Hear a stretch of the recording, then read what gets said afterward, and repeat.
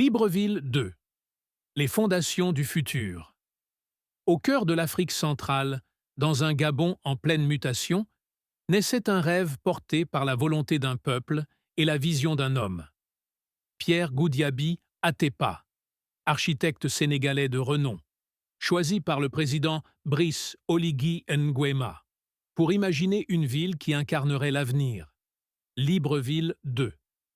Ce n'était pas qu'un projet de béton, de verre et d'acier.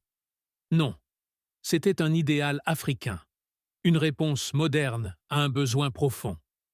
Reconstruire non seulement des institutions, mais aussi des espoirs, des équilibres sociaux et des ponts entre les générations.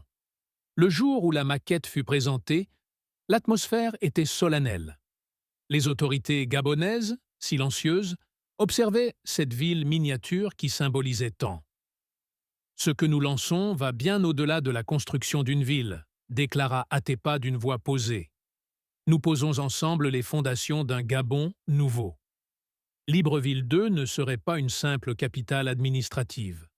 Elle serait un écosystème vivant, une cité financière animée par l'innovation, une zone franche industrielle qui créerait des milliers d'emplois, des agropoles pour nourrir le pays, une cité scientifique où brilleraient les idées africaines, et un hub touristique et logistique qui relierait le Gabon au reste du continent. Mais ce rêve ne s'arrêtait pas à l'économie. Non, il s'enracinait dans l'humain, avec des projets comme Iroko pour des logements accessibles et durables, Savannah Kingdom et le village olympique, pour la paix, la joie, la culture. Le tout dans une ville verte, résiliente, en harmonie avec la forêt, avec la terre, avec le souffle de l'Afrique. Et tandis que les grues allaient bientôt danser dans le ciel, le projet prenait aussi une dimension régionale. Libreville 2 devait devenir le centre de gravité de la CEMAC, un nœud stratégique, un symbole de souveraineté économique et de fraternité entre peuples.